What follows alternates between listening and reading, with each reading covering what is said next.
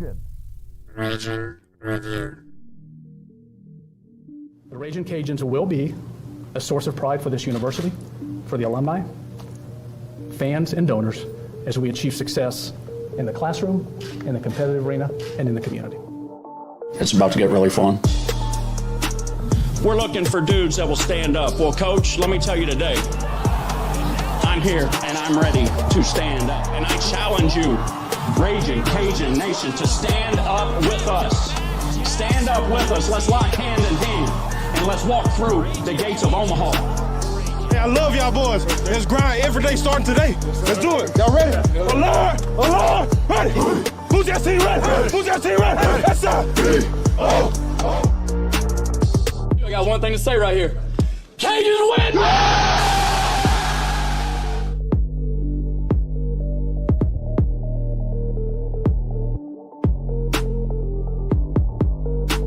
Ladies and gentlemen, welcome in to Ragin' Review. Oh, we're having fun tonight. I guess we're having more fun tonight than we did last week. Cajuns get the 34-10 win over the McNeese State Cowboys. I don't know how happy we are really with that win. And we got, well, before I get into it, I just want to say we got Postgame Poppy. I don't know why he's Postgame Poppy, but we got all the boys here, except for Jerry. Jerry's dialing in. He's going to be in on the Twitter Spaces. But we got KG out there. We got Lane. We got Josh. And I think Jerry's calling in as well. Boys, I got to tell you, this was difficult to watch. I mean, I get that, any win is a good win, I guess. But the fact of the matter is we looked so completely inept and unimpressive through 3 quarters, and then finally started to kind of put stuff together. We play Missouri next week, and I'm not feeling good about it. I'll start with you, Josh. Give me your thoughts about tonight's game, because I know we texted about it, but it did not give me the warm and fuzzies today. Well, we came together as a group tonight, and we wanted Lane to go first. So I'm going to throw it to Lane because I know he has some pretty convicted opinions on tonight. All right, Lane. We still suck. Okay, well, there you go. But a win is a win. The offense played really well in the second half, and Daniel Beal finally got his first touchdown pass. Okay, well, there's that. Let's see. All right, then that's it. And hey, that sums it up for me. Daniel got his first touchdown pass. That was great. Josh, you want to follow that up? Yeah, I'll take it. Look, so if you want to get mad at Daniel Beal tonight, this is not the night to do it. Daniel Beal still has absolutely no help on the offensive line. His wide receivers are still dropping passes. They still kind of look lost in the routes. I thought Rob Williams actually stepped up and had a much better game tonight. I thought Sampson actually looked the part of the X and caught the football and was a presence on offense, but it was too few and far between. We got pushed around on the offensive line from an FCS defensive line. Now, we talked about how much chaos that Pecoraro wanted to create and played the 4- and 5-man front. We know it's a 4-man technique base. The problem is that we can't block anybody on the edge. Still can't. We got pushed up. Too many times they got way too much push up front. We should not be using Bill Davis on the we can't get in the A gap, and we got people getting pushed in the A gap. That cannot happen. And I'm not singling anybody out. I don't think I have to say the name. Everybody saw it.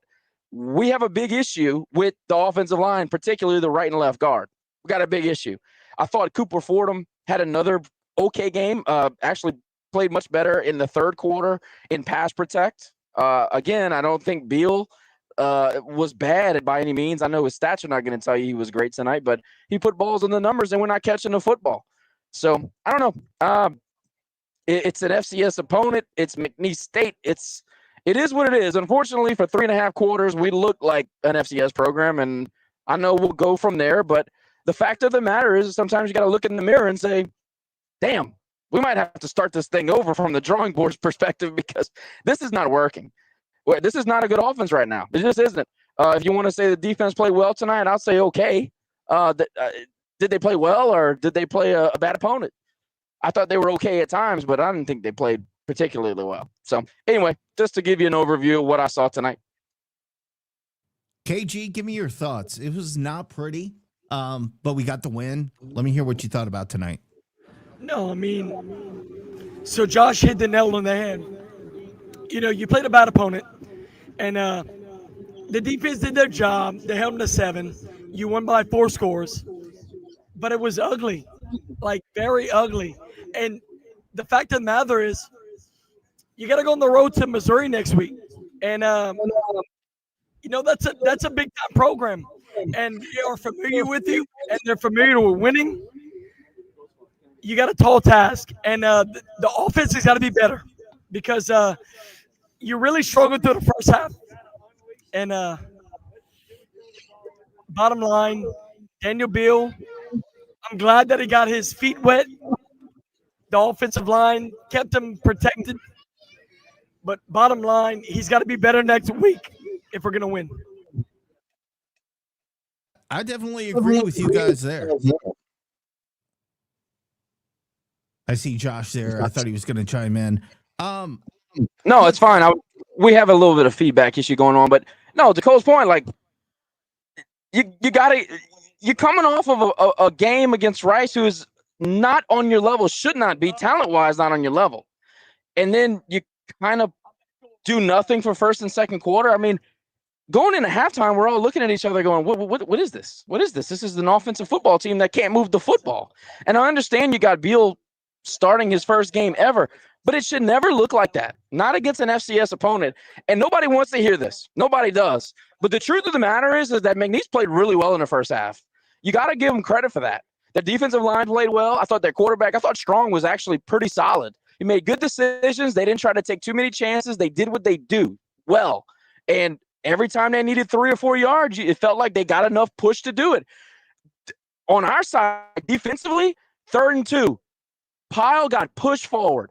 3rd and 4, they stretched it out, and we couldn't make a tackle. That happened way too many times. Again, it's an FCS opponent. And look, I know we're going to dissect offense and defense, but just from an overview, just watching the football game, that should never happen against McNeese State, ever. There's too much happening in the trenches that we should be dominating. We talked about this in the weekly episode and the tailgate show. All right, when all else fails, when this offense can't scheme you open from a receiver standpoint, when this offense can't beat you on the line of scrimmage, what are we going to do? We're going to turn around. We're going to hand it to Bill Davis, and he's just going to fall forward for 3 yards over and over and over. You saw what happened in the second half, Nick. What did they do? They turned around and they gave it to Bill Davis. That told me right then and there that they knew that this offensive scheme was not good enough to beat McNeese on defense. So they just gave it to Bill and let him lean forward. Now, in the end, we had better players, and we talked about this. It was going to be ugly for a half, and then we're going to figure it out because we just have better players.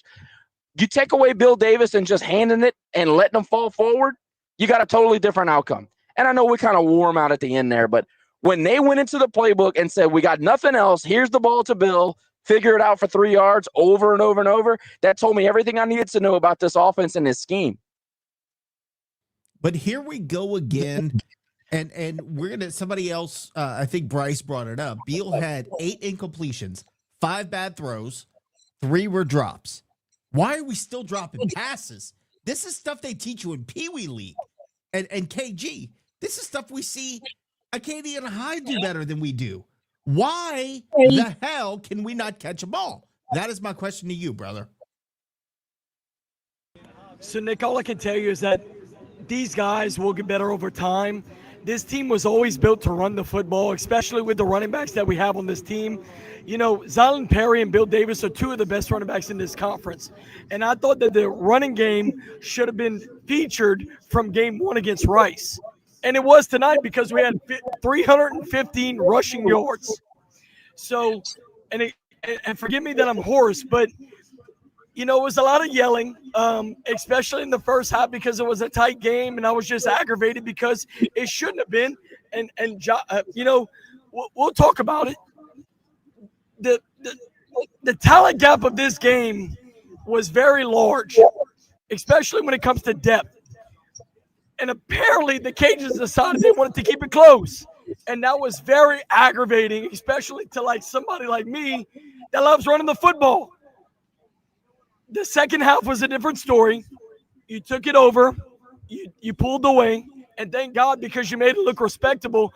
34-7 looks very good to anybody who's not paying attention around the country. But anybody who paid attention tonight, it was a lot closer than that. And that's all I got to say about that. Well, let's talk about it being close. It was close until late in the fourth quarter. It's not like we pulled away at halftime. It was late in the fourth quarter when we finally pulled away. So that was tough. And then you got Tony Sterner, who was absolute money. He was the special teams player of the year, last week.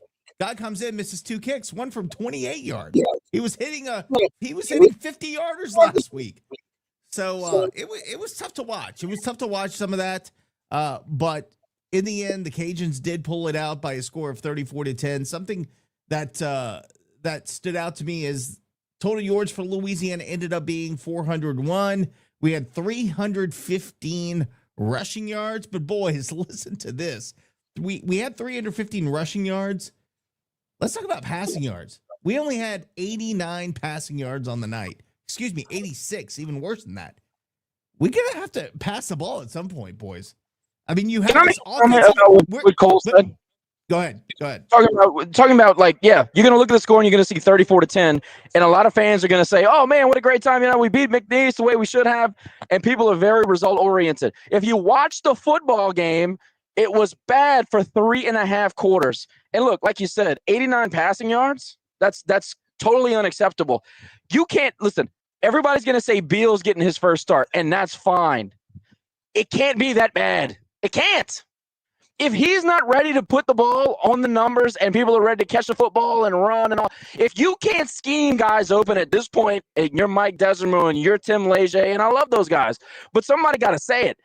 If we can't be a more potent passing attack at this point in their tenure here running offense, if Daniel Beal, even as a redshirt freshman, can't hit slants and out routes, then we got a much bigger problem than the quarterback position. And that's what I wanted to say. I want people to understand that it's not the quarterback position. It is everything else. We're 2 games into this thing. Everything else is bad. It's not just the quarterback position. And I would have said the same thing if it was Lunch. And I would have said the same thing if it was Walker.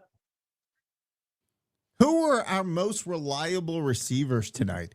I'll give you a guess. Our favorite unit on the team. Guess who caught every pass that was thrown to them? The tight ends. They're always targeted open. 4 times. Always open. Targeted 4 times tonight. It's like we commit to doing this thing that we're not good at doing, but we're so stubborn that we're going to keep trying to do it because we figure eventually that they're going to hold on to the ball. Our wide receivers are going to eventually hold on to the ball. I just, again, Cole, I don't understand why we have drop passes. I get if you have an overthrown pass. I know Beal threw it behind a player a couple times, but if it's in your hands, dog, you catch the ball. Why are we failing at fundamental football? We could sit here and analyze the game all day. It is what it is. All I'm saying is this, Nick. You're going to go on the road next week to Missouri, and they're going to make you pay for dropping the football. They're going to make you pay for running bad routes. They're going to make you pay for any lack of preparation that you have. We're sitting here looking at the board, and 85 passing yards is not going to cut it when you go on the road to play the Missouri Tigers. They're going to drop what boys? What you want to guess? 42, 70. 40? Yeah, you're saying 70? 70? I'm going to say at least 40. I would say 70 because I do think our defense is going to show up to play. Well, but Nick, I want to go back to your point. You're not wrong. I'm looking at my board right here. Louisiana receiving on their official website. Kaden Jensen, our boy, is tied for the team lead in reception tonight. And as much as we love that, that is not going to beat an SEC team next week. You got to be a little bit better. And DB's asking to give Chico the mic. Do we really want to do that? I don't know. Yeah, you muted yourself. That's a good thing. I don't know who muted you, but somebody did. It wasn't me. I didn't mute you. Lane taking one for the team here. Yeah, poor Lane. Lane had 2 crash outs already, and we're going on the 3rd if you don't move. Do not give. So we have a give Chico the mic. Do not give Chico the mic, boys. Let's try out the Twitter space because we're finally, I think, getting up and running there. Jerry, can you hear me? Do you want to try to talk? Because I don't have anything else to say, brother. Tonight was a struggle. Go ahead, Jerry. Yeah, can y'all hear me okay? Yes, sir. Yeah, no, I'm from New Orleans. This is actually the first home game I've missed since 2016. And I'll be honest with you guys, after watching the first half, I'm not really that upset I missed it. I'm happy we won. A 34-10 score looks good on paper, but man, we got some work to do. Fundamentally speaking, especially in the first half, that first touchdown drive.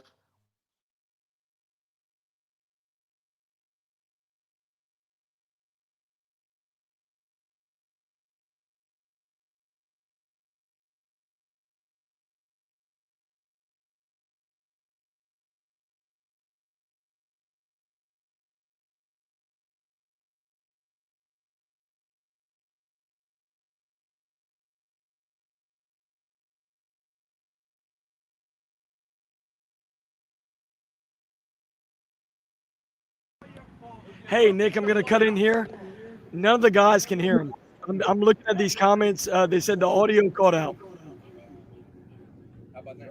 I think Nick might cut out. Yeah, Nick's frozen. You want to come in here? Come in here. Let's talk. We're going to talk to each other. So it wasn't me? No, we're going to talk. Yep, it's just us boys. Hey, at least it wasn't me this time. I reached over to grab a beer and everything went dead. I was like, oh, shit, it wasn't me. Rage and review after dark. Listen, if you've been following the show for a while, you know how we go. I mean, sometimes things go haywire and we do our best. We're taking crowd questions. Anybody got a question?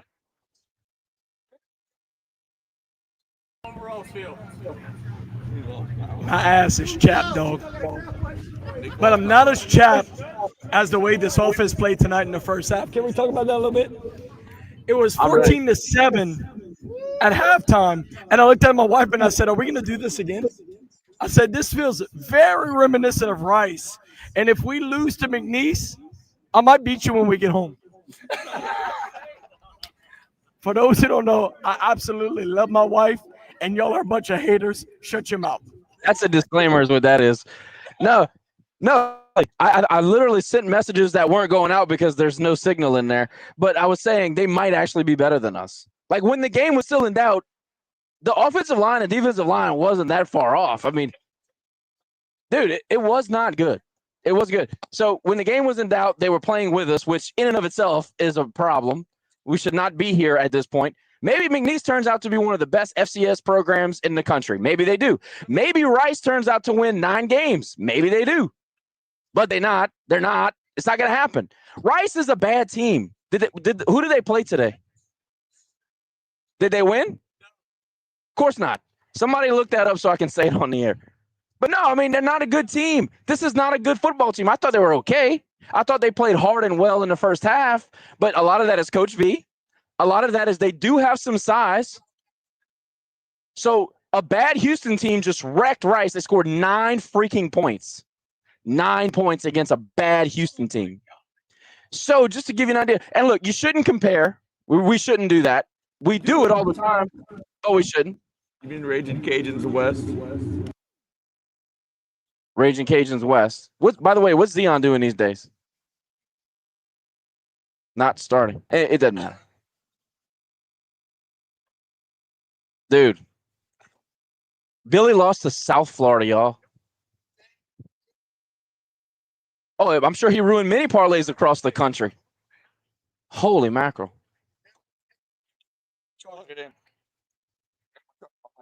You want to grab it real quick? Yeah. Oh.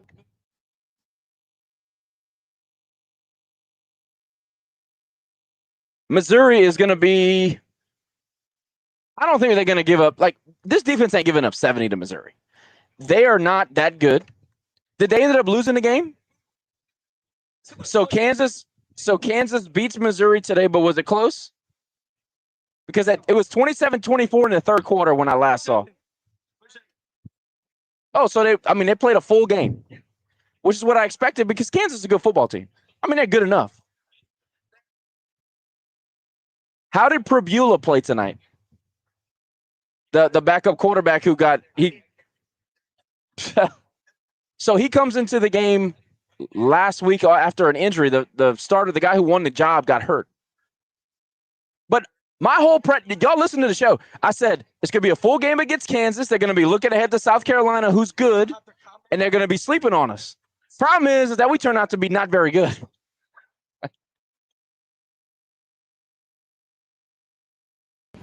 So go ahead, guys. Listen, everybody who's tuning in, you're going to have to comment your thoughts until Nick comes back. So for those of y'all who are not familiar, Nick runs the board. And until Nick comes back, we do not have any phone calls. So go ahead and comment every comment you have, because me, Lane, and Josh will take care of your comments. Go ahead and give us your best shot tonight. We got people in the comments saying that Sampson should ride the bench. He's our ex-receiver, folks. That means they think he's the best receiver on the team. And he now I will say this, he does run the best routes on the team. I mean, he does. The problem is that he got Butterfinger at this point. I don't know him at all. I'm sure he's a nice guy. You got to catch the ball, dude. If the offense is running through you, you have to catch the ball. Where is Russell? No, but I'm saying, like, where's Russell? Russell was supposed to be part of this offense this season. Where is he? He's not even on the 2D. He ended up taking a red shirt. Well, we need to pull that mother effer off of him. Maybe we need Russell in the offense. He got hands for days. Dude, Raji had a drop tonight. Out of the slot, ball hit him right here. Boop, dropped it. Somebody said, thoughts on Acadiana and Ruston? Next question. I'll let you take that. And I did take it. I said next question. I'll be interested to see what Kaden thinks about tonight. I want to find out if he got hurt. He did lay on the field for a bit there. He'll jump into space in a bit. Listen, I'm going to be a different voice from Josh. Overall, you had a really rough night last Saturday against Rice, and you got to come back, and as ugly as it was, you won. You gave a slither of hope to your fan base going to Missouri, and it is a slither. Look, and we'll look at the eyes like this. It's not a lot, but if you can somehow play respectably and just keep it close, shoot, if you find a way to win. If you win the game next week, I'll buy 30 racks of natties for everybody who scores a touchdown on this team next week. How y'all like that? Hey, here's a question for the crowd. Would you take this shitbag start for a win over Missouri? I would. Now, I know nobody believes that, but there's a lot of things that have happened. Who thought that HUD was going to take Florida to we should have won a game, but like nobody saw that coming. That roster was probably better than this one, honestly, but there's a great question here. Who was that? Brody. Brody asks, why do you end the half on a fake punt attempt? What do y'all think about the fake punt attempt? Muff punt. That's what I thought too. Was it called? It wasn't called. Brody, that was not a fake. That was a muff, my man. Andy, I don't know about that. I would rather beat McNeese and lose to Missouri.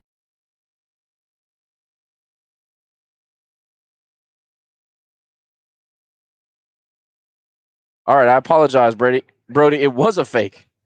I didn't know I didn't know what happened. It was just clear that something was not right. Can I answer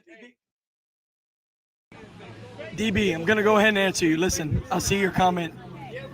The dysfunction in the pass game is solely on the offensive line. And Josh would agree, Lane would agree.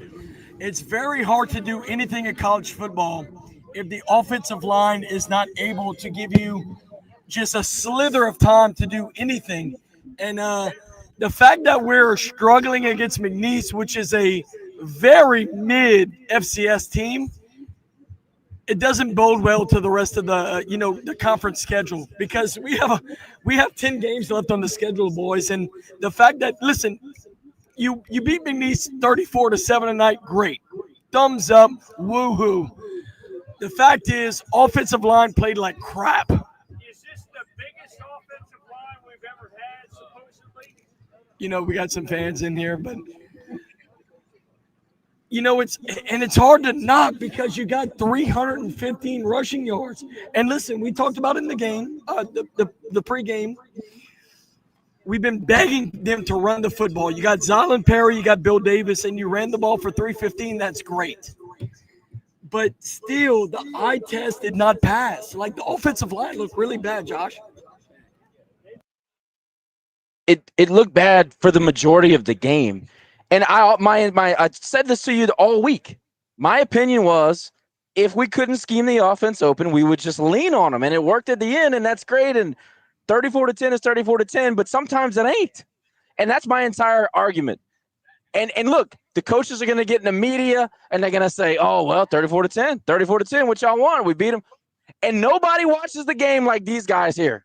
We all watched it, and we watched every play, and we watched these offensive linemen get their asses dominated in the center of the line. And it happened last week, and it was uglier last week, to be honest with you. But that can't happen against FCS. So Blake Banish, the nose tackle for Rice, good player. All AAC, and he's their best defensive player. He pushed the interior of our offensive line back the whole game. And I had to sit back and go, all right, he's a good guy. I mean, he's a good player. What do you want me to say? This year, they got some good athletes on the team, but you can't bring in 2s and 3s and still have it happening. That's the issue. I'm about to crash out. I'm about to have a lane crash out because my electricity went out. My internet went out. Don't say a lane crash out. Okay. God damn it, Cox Wi-Fi. This ain't Cox. This is the electric. I lost power 8 times this week. And I got You on that LFT? You on that LFT? Bruh, That I feel like LFT fiber? I don't even You on know that if fiber diet? No, this is the deal. My electricity is as reliable as the damn offense for our team right now, where it works sometimes, but most of the time it goes out. And you're like, what the F is going on? And then it works, and you're like, okay. And then it goes out again. That's how I feel. I'm trying to get back onto the Twitter Spaces, boys. Y'all take this away. I see you saying call. I can't call nobody. I can't do anything. I I'm was on saying center take point. some calls, you MF'er. I need a shot is what I need right now. If we're I'm being talking honest. about walking around with some peanut butter stuff. Some peanut butter shawls. Oh, that's the kind of stuff that'll give you a hangover the next day. I know. I'm avoiding it. Hey, I want to give a quick shout out. The Ranger Review tailgate honestly is popping right now, y'all. It's popping right now, y'all. Look at them. They here. They here, baby. And y'all better call in to Nick. Y'all better call in to Nick. No, if y'all don't got call some me. if y'all got some free zones in your underwear, you better call Nick. I can't get nothing to work. Don't call me. Last person you're trying to get anything to work. Oh man, now the X won't work. Now I can't get that working. I just call Jerry. Jerry's No. gonna try to sell him something. They're gonna show up late. We've been like, Jerry, we need you 2 hours ago. Jerry's listening. I can't. I'm joking, Jerry. Des pregame acting like we're a couple tweaks away from being a good football team. That's the problem I have, guys. Look, y'all, we know what we're getting with Des. Des is not a let's get fired up, let's rally the troops kind of guy. I need that from somebody. I gotta have somebody, boys. Because right now we ain't got it. I need a HUD. Tyler, go fix you some dinner. Like, I need that energy all the time. We don't have it. It's still so early in the season. I'm not ready to ride anything off. And I know that I'm the optimist of the group, but listen, if we don't believe in our boys, then we don't believe in anything. What's the point in just, casting them off to the sea? The point I'm making is you won the game by 4 scores tonight. Look, we'll give a hand tonight. You want to give a hand? We won by 4 scores. That's great. And guess what? You had 300 rushing yards tonight. Let's give a hand. But the bottom line is it was an FCS school. Now, if you can go on the road to Missouri and recreate a resemblance of what you did tonight, and it was ugly. But listen, I'm a big fan of ugly wins. If you give me an ugly win at Missouri, I might show my booty hole when I come back to Cajun Field next week. I'll take things I don't want to see for 1,000, Alex. Let's leave it at that. Also, you made me lose my train of thought with that. Razor Review Tailgate, apparently a big fan of booty holes. Went berserk. You made me lose my train of thought, bro. Terry, rescue me, bro. Hold on before Terry, you go. I can't hear what you say. All right, Terry, go ahead. I hear you somewhere, brother. Hold on. Give me 1 second. Let me get you to the roadcaster. All right, there you go. What's up, Terry? I hear you now, brother. What's up? All right, what's up, y'all? Everybody got me? I hear you. I mean, we're having a shit show tonight, Terry, if I'm being honest with you, but we're making it happen. So apparently. Yeah. All right, so I'll be the sunshine bumper since usually I'm the Debbie Downer. Attendance was good. I heard 26,000, not bad. So I thought did it feel like it was full in there? Forget the y'all that went. How did it feel? I actually thought it was all right. I actually thought it was all right. Okay. Hey, I expected. I didn't sit with the rich people tonight. I was down with the people. I got you. No, I mean, I thought 28,000 would come to the game. So I mean, just wait. I just want to clear this up. I just want to clear this up. You're being optimistic tonight, right? You're giving us good stuff. Oh, trust me. I'll give you the negative stuff. But I got. All right, go ahead. I'm sorry. You can go now. So I'll give you just 2 good things. The defense was solid and the attendance. That was great. I don't know if we're gonna get more than 22,000 for the rest of the season. I hope when Southern Miss comes and hopefully, we have win another win or 2 by the time they come. Attendance will be good and they bring some fans. But I saw attendance was good, so that's good. But, all right, let me get on to the negative. All right. Y'all ready? Yep. Go ahead. All right. So the offense is literally insanity. I don't care how many times we have to do it. On first and second down, you run the ball. I don't give a damn what. I saw it one time. It was first down, and the box was light. It was 6 people in the box. We throw it, and then we get hit for a penalty. And I'm like, what are we doing even throwing it? It's stupid. Thank you. Receivers can't catch, and I mean, it seems like whenever any receiver goes up for a catch, they come down injured. And anytime there's a passing play, we either go deep or we do a naked boot. And this offense is so blah.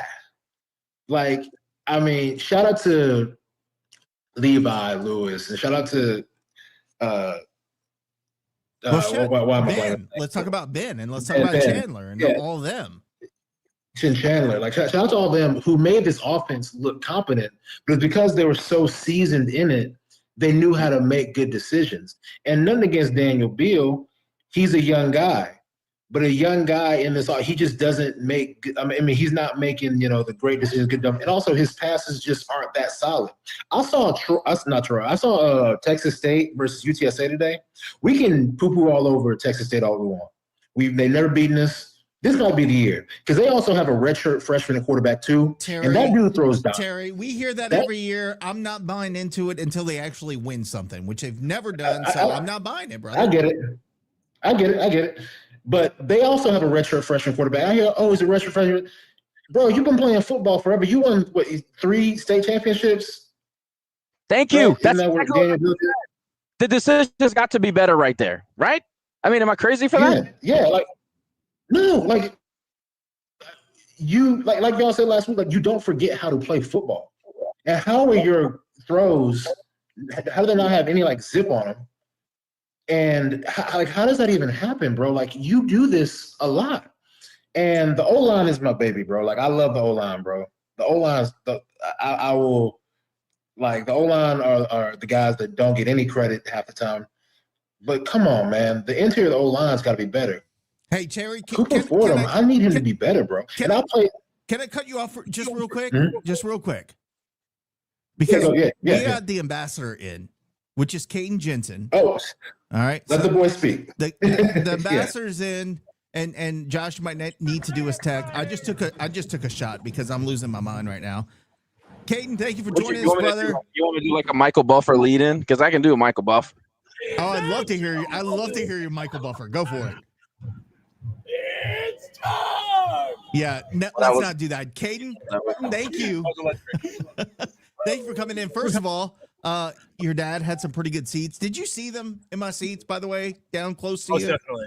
Okay, cool. Yeah. So now you know where to look out for me, where you're like, that's a weird dude. That's me. Talk about tonight, man. So for us as fans, and I know you see this differently because you're a player and you guys plan differently and you see differently. First half was frustrating for us. We seem to still, again, not kind of get things going. I wanted to beat that guy's ass who it looked like you were hurt, so we were pissed off at him. But it seems like only the tight ends could catch the ball in the first half, and they didn't throw it to you guys enough, in our opinion. But talk to us a little bit about how you guys felt. Obviously, getting the win tonight, it felt good to get that monkey off your back. We're going into Missouri next week, but enjoy it tonight. Tell us what you thought about the game and just your overall thoughts about how things went. For sure. A win's a win, honestly. And so, was it pretty? No. I think the first half was grit. Des had kind of us after, and he said, we're a gritty team. And so that second half kind of really showed, what we're about. And so I think it clicked for more guys today on offensive wise. And so, McNeese is a good team. They had good guys come in, and, they threw everything they had at us. And so, and the thing that really makes me excited is we got into those, it was really that first quarter and that second quarter. And it personally, I really felt like the game should have been in a different way than it was. And so there was no panic within the huddle, right? Obviously we had expected to dominate these guys. And so there was really no panic in the huddle within the offensive line. And so we had known that to control this game, we'd have to, dominate in the run game. And so I feel like a lot of guys stepped up when they needed to be. Were we perfect? No, absolutely not. And so it starts with myself too. But the good thing is we got the first one out the way. And so we get to come back tomorrow and watch the film and get to work. But I really liked how this team kind of came together. There was no panic. Defense did what they needed to do when they needed to do it. And so they played elite. And the offense, when we had an opportunity to win the fourth quarter and put it away, we put it away. So I'm happy for our guys. Obviously, there's room for improvement. And so we're ready to get back in the film and, pick ourselves apart and get better for next week. Most importantly, how you feeling? I'm good. I'm sure? good. Yeah, I'm good. I'm good. He got me low a little bit right there. And honestly, I hit the ground and it hurt a little bit, but the ref kind of came over and was like, hey, you got time, buddy. I'm like, you know what? Let me lay on the ground for a little bit and catch my breath. And so it really wasn't as bad as I made it seem. Legs are a little sore, but I just got looked at, so we're good. Yeah, we're all good. When you popped up, I knew you were okay. So, if you don't mind. Yeah. My question to you is, do you feel like in the second half, first half was not a well-oiled machine, we'll call it that. Do you feel like this offense maybe grew up a little bit in that maybe second half of the third quarter going into the fourth quarter? How did it feel on the line? I'd say going into halftime, I had kind of talked to the guys and we'd spoken, no one, to that point, no one played the game they wanted to play. And so, each guy didn't play the potential. And so I think it was really kind of a moment where we wanted to kind of grow up, individually. And so I think that, we all took that challenge. And at the end of the day, we went into halftime with all the confidence, and we knew that all we had to do was play our game. We didn't have to do anything extra.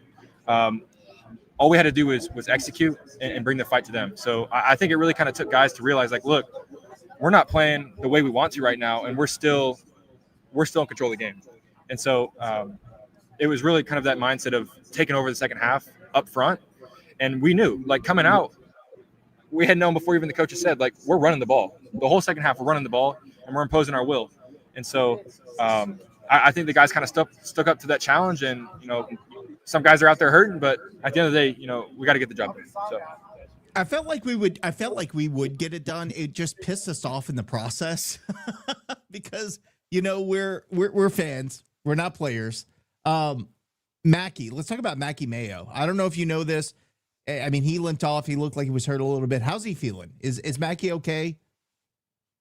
Mackey's good. Yeah, Mackey's good. He's like, that's a warrior, and so he's been fighting through some stuff throughout all this week of practice, and so he's a warrior, and so I think he was in there getting checked out, but he's good. Yeah, Mackey's good. He's a very vocal guy too. So, but he's good. Yeah, Mackey's good. He's just big. I mean, all the dude has to do is walk by you, but he's too damn nice, man. I want him to be mean. That's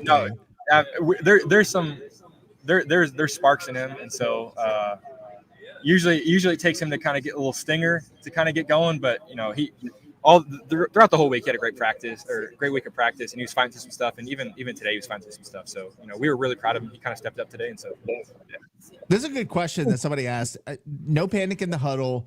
Is there ever frustration in some of the, like, do you guys get frustrated that you guys aren't getting catches or that the offense isn't moving the ball down the field? I mean, I'm sure the answer is yes. Everybody gets frustrated, but do you just count on chipping your way to a win? Like, what is your mentality when things aren't really going your way offensively? I mean, most definitely the answer is really in the question there. Like, it's really just kind of play by play and chipping away. Obviously, like, selfishly, you come to the sideline, it's like, well, you think like this is there, but why'd we call this? And obviously if a play doesn't work, it's like, why are we calling that? But I mean, at the end of the day, it comes down to the whole offensive staff having trust in each other. And so it's kind of the question too, like, there's no panic. When we came to the drives of getting stuffed and not finishing in the red zone, there was no panic. We get on the iPads, we'll figure it out, and we'd come back better the next drive. But it definitely takes just some trust. And so, we have that, and that's built throughout the week. We're very confident in our game plan. And so we know that, the players are what make the play comes alive. So, yeah. Somebody asked me about the offensive line, and I think it's more the interior.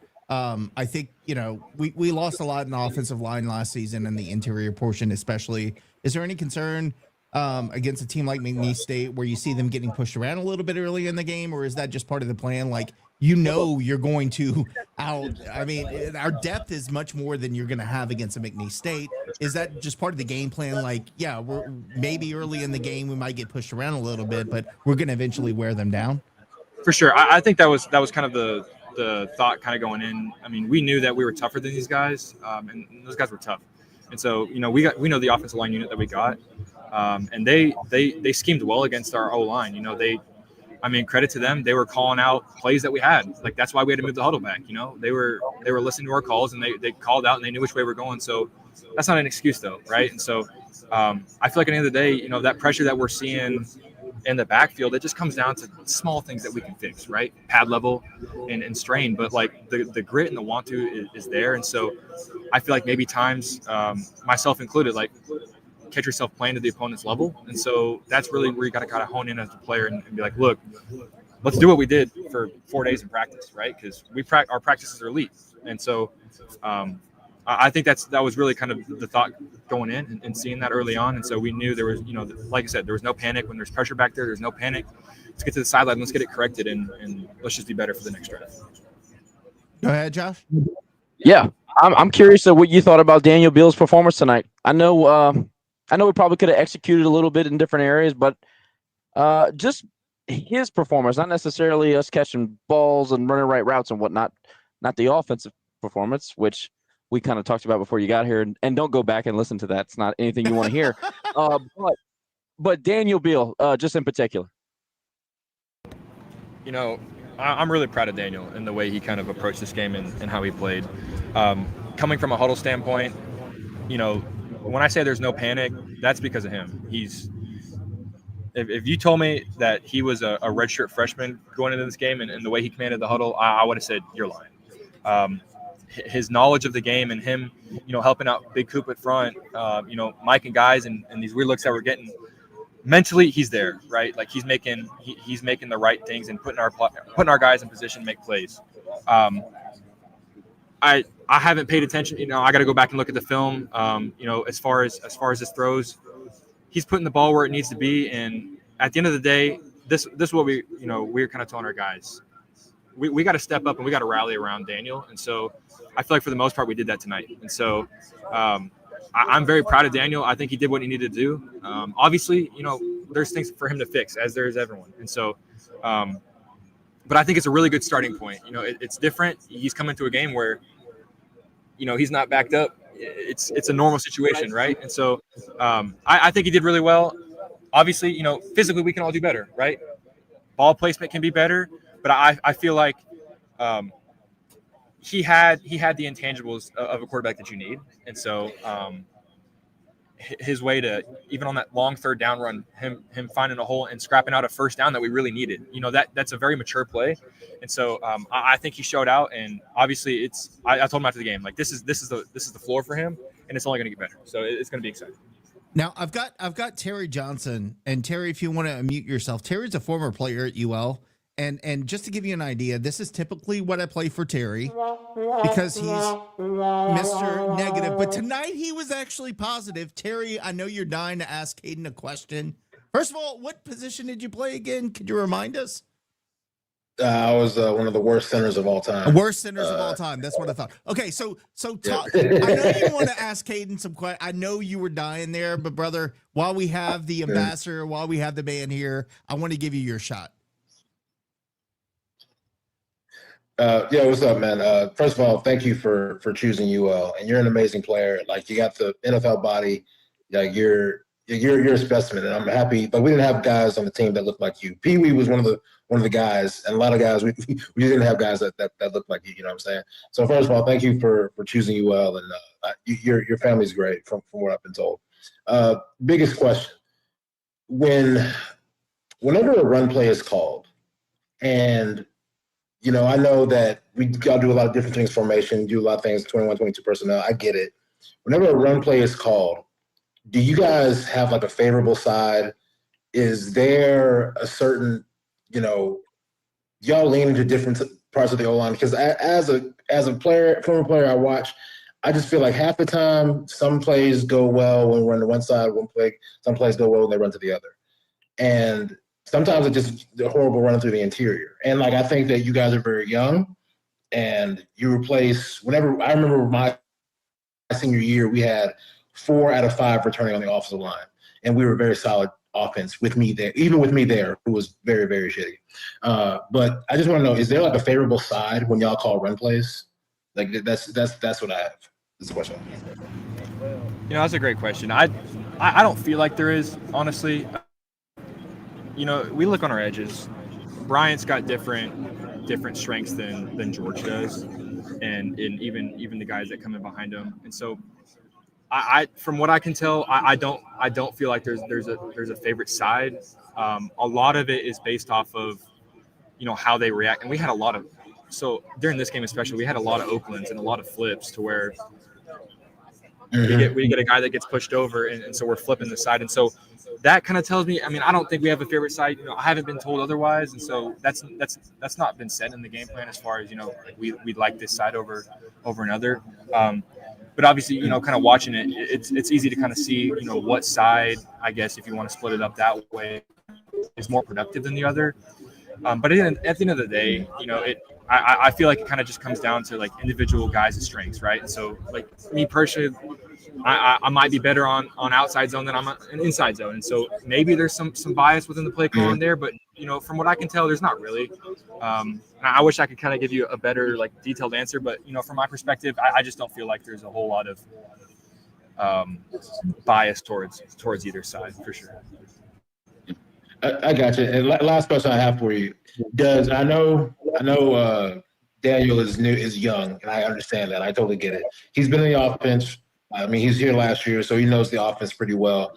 Does he have the authority to check 2 run plays when the box is light and there's a pass play? Does he have Yes. that authority? Because he does. Okay, all right. That's what I wanted to know. Appreciate it. Thank you, bro. Yes, sir. Yes, sir. Thank you. All right. No, you can say more if you want. I have a little bit of a follow-up to that. I've been bragging on Cooper and his pass blocking. I know Caden knows offensive line. He's kind of like an honorary offensive lineman. Talk about Coop, man. I think Coop's been probably the biggest bright spot on the offensive line. I know he's got pushed back a few times, but I think he continues to get better. I thought he was much better tonight, and I liked their nose tackle tonight. I like him. What do you think about Coop? You know, Coop's my guy, and it's funny. A funny point. You know, that disconnection I had the other night, that was him messing with me, calling me, because he knew I was. So he was on the show? Yeah. What a jerk, man. Yeah. Come on. So here I am calling him out. He doesn't get any boudin. Like, I told him I'd call him out because he did that. I told him I'd call him out. Cut but off, you know, bro. That's all. Yeah. All jokes aside, like, he's really stepped up, and so he's been a big leader for this offense, and he's still, like, we're in the same class, you know. So we've been there since day one, but he continues to step up. And his performance, going back and looking at the film last week, he did a great job last week. You know, he graded out very well, and I think he's going to grade out again, tomorrow. And so I feel like it doesn't matter who's up front with him. You know, he can win one-on-one blocks when he needs to, and he's gonna make the right mics, and that goes hand in hand. You know, him and Daniel have such a great connection. They're hand in hand, or they have such a great connection to where they can bounce. You know, they can bounce conversations off each other within the play, right? And so Coop is just a leader on the offense, and he continues to do what's been needed to be done. And like I said for Daniel, it's only up for here for Coop. You know, he's a tough ass dude. You're never gonna have to worry about him. So we think of that, right? That's the Coop calling signals.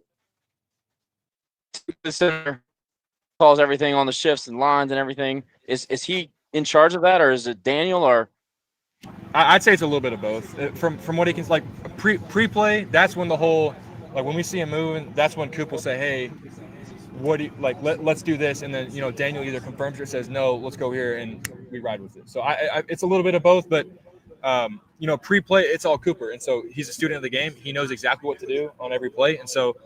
And whatever we do, the whole offensive line trusts with whatever he mics. He can mic it incorrectly, but if we're all wrong, we're all right in the sense of a play. So, you know, Coop's the guy that we need up there calling. I'm going to turn it over to crowd questions because it looks like a lot of people want to ask questions. But how do you feel like the tight end room played tonight? Obviously, I watched that. I thought Brock had a decent game. I thought Trey's actually playing really well in 2 games. And then I thought you did okay. You were all right. Yeah, no, I'll be the first one in line. I got to get better, you know, and so it's technique stuff, and so it may look good out there on the field, but, you know, tomorrow's the day where you kind of got to get in the film, and it's like you got to be your biggest critic. And so I feel like the tight ends overall, I think we did what we needed to do, right? I agree with that. I agree with that. And so we got guys out there with more playing time, and so, you know, Brock, when we're out there in 12 personnel, like that's my boy, and so I feel so comfortably next to him, and we really know with our 3-man rotation that we got going on, Munoz has full trust in all of us, and so and Coach Des as well. You ready? Yeah. Do y'all think y'all did enough tonight against McNeese to elevate the game to go to Missouri? I think so. I think. Look, I think what we did what we needed to do, and we showed the things that we need to get better at. And so we fixed things from last week, and now we got to fix things from this week. But the steps that we made were the steps that we needed to make. So we're in the position that we want to be right now. And that was even said before this game, where there's no panic, right? There's no panic. Exactly. There's no panic. And so we're obviously going to make mistakes every game, but the physicality continues to increase. And the speed of the game that we've been playing with continues to increase. So I have no doubts that we're going to go into Missouri and play the game that we need to play. Follow-up question. What is the key to beating in Missouri? Is it running the football? Is it defense? Is it just a total, complete, like, just domination? Like, what do we have to do to beat Missouri? Sure. I think, you know, back in my career, like I go back to like the Wake Forest game where it was kind of the same conversation. And my answer for that, kind of for Missouri as well, is like it takes the whole team to do it, right? And so it takes the offense supporting the defense when it's needed, and the defense supporting the offense when it's needed. Offensively, we just got to do what we're capable of doing. Right, we got to move the ball. We got to stay in front of the sticks. I think that's the biggest thing, right? We had too many penalties tonight. It's just undisciplined stuff, but it's easy fix stuff, right? So we go into this week of practice and we're more intentional about those kind of things. And so I think all it needs is we got to stay in front of the sticks and we got to do what we got to do. There's no panic. There's no we got to do extra stuff. It's do what we got to do, and that's going to give us the best chance to beat these guys. So I know that you're not a defensive guy, but y'all are familiar with Ahmad Hardy from ULM and Missouri. If you can limit the run game, I imagine that gives you a significant boost to winning that game. For sure. And actually, so Ahmad, he's from Plano West, and I played him in high school, and so I know of his game, and so it's exactly that. You got to limit him, and you got to stop the momentum within him, and so then that kind of gives you a chance. But I feel so confident within our defense. At the end of the day, like that defense is a defense that rises to the occasion, and so they're gritty and they're hard nosed, and so that's not something you can teach. We can teach, certain steps on the backside and certain coverages looks, but we can't teach, rallying to the football and throwing our heads in there. And so I have no doubts and no bullet confidence in our guys. Yeah, and let's talk about Ahmad Hardy because he was actually second in rushing today against Kansas. They ended up winning 42-31. He had 25 carries for 112 yards and a touchdown. Jamal Roberts actually had 13 carries for 143 yards, averaged 11 yards a carry. So he had some breakaway speed there and had a touchdown on the night. So obviously our defense is they're going to be challenged by both of those running backs. But just to give you a little idea of other teams we face in the next couple of weeks, Eastern Michigan just lost to Long Island University by a score of 28-23, and then Marshall, who I think we face the following week, lost to Missouri State 21-20. So, look, and that's not – look, we had at times struggled with McNeese State tonight, so I don't want to put that on those two teams and saying, oh, that's easy wins. But if you somehow find a way to pull out a win against Missouri, and then you go into Eastern Michigan, if maybe they're stumbling, and then maybe we're hosting Marshall, and that could be a potential win if we do everything we need. Maybe we're looking at a 3-1 record, 4-1 record at that point, and things are turning around a little bit for us. So I know I'm assuming you guys are 1-0 every single week. That week is the only one that matters, but you got to feel good about the way our defense continues to play and continues to limit big plays, especially scoring. I mean, you look at what they did again this week against McNeese State. You got to feel good about the way the defense is running as a unit. Our hope is your biggest leap, which we always hear, your biggest leap is from week 2 to week 3, where you see the biggest improvement. If we see that on offense next week against Missouri, it could look. We were all very pessimistic tonight, but it could be a good weekend for us next week. Talk to us a little bit about kind of the excitement of going into an SEC game next week. It's going to be packed. Their students showed up 2 hours before the game tonight. They're going to be talking trash. But if guys can shut them up on the first and second drive, that could be a lot of fun for us. No, for sure. And I feel like Coach Day says this all the time. We're at our best when our backs are against the wall, I feel like. And so we have a very scrappy and gritty team, and we hang our hat on work. And so when we go into a hostile environment like that, on a big stage like that, there's no nervousness or there's no fear, because we know what's ahead of us and we know that we have the capability to do it. On offense, it's been the same since day one. We're the most talented unit that we've had in a while, but talent doesn't get you far, right? Without work and without consistency. And so that's what each game, that's what we're building. We're making new mistakes and we're finding out what works for certain players, and we're finding out different caveats. And so I feel like when it clicks, it's going to be something very exciting to watch. And so we're still on the upright, like we're still on the rise up. And so the floor has been set, but we got to raise the standard. We got to raise the roof every day and every practice. And so, going into the game day, so we have ultimate confidence within our unit, because at the end of the day, offensively, we got to support the defense, and defensively, they've got to support us. And so I feel like that's really the key for this kind of next game going in. And that's why we had success tonight, because in crucial moments, we were supporting each other. And so obviously with game changers in there as well, that kind of changed the game. And so, honestly, it's just excitement. And I think that's what, certain people can kind of get discouraged as far as, we should be 2-0. The score should be different. The stats should be different. But I feel like it's only excitement from here, because we know there's so much more on the table, and we know that every mistake that we make is only a learning opportunity, and we're going to get it corrected, because I can promise you this: we're going to get it corrected throughout the week, and we're going to go into Missouri, and we're going to make new mistakes. And so that's all you can really ask for as a player. And so we get coached hard, and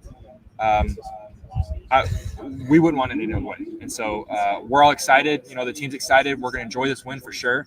But we're ready to get back in tomorrow, watch the film, turn the page. It's on to the next. We got to go 1-0. And so, I think we're ready. I think we're ready. Kaden, I know you're hungry. I know you're thirsty for some not adult beverages. So I just want to tell you, thank you. Gatorade, Powerade, water, all good. But, man, thank you so much for coming out. We got plenty of food out there for you, I promise. Mary LeBlanc said, Kaden, tell your dad Mr. Tim and I said hi, and we need to find his tailgate. So I'm sure your dad's watch. If I know your dad, trust me, your dad told me everything you did right during the game and everything we did wrong. So I heard from your dad. Your dad is listening definitely right now, and so is your entire family. But, dude, thank you again for coming. Go get some food. Enjoy yourself. We appreciate you, brother, and thank you for coming on tonight. No, thank y'all so much. It's always a pleasure. And when I heard that y'all were out here, I was like, let's get it. We got to get over there now. So thank y'all again. Thank y'all. And listen, brother. I would be remiss if I didn't shout out Brock Chappell, who has joined the tailgate and on honorary. Where's the FaceTime? Yeah. Can he give us a UL or something? Like, where is he, bro? Look, come get over here, Brock. I did a whole shot before Kaden started talking, so you can give me a little UL here. There we go, brother. He's in one of these things. There we go. Look at this guy. Look at that guy. And Kaden will tell you, I was bragging on Brock before he got here, so I'm not playing to the crowd. This is legit. I know. Well, hey, you weren't playing favorites. We knew Kaden was our favorite, but you weren't playing favorites, and you gave. We are a pro tight end tailgate. We're a pro tight end. That is our whole thing, man. Throw it to the damn tight end. Yeah, he knows all about that. How are y'all? Hey, look, I'll do this. I'll take a whole shot for you, brother. How are you, man? Tonight was fun, wasn't it?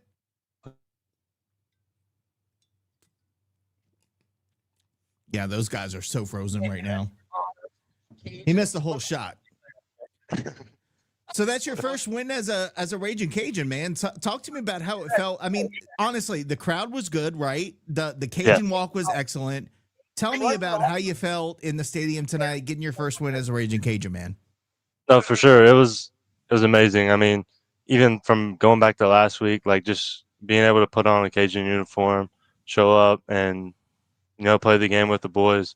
I feel like tonight was even better. We practiced all week. We had that sour taste in our mouth, and we got rid of it, and we're ready to get back to work tomorrow.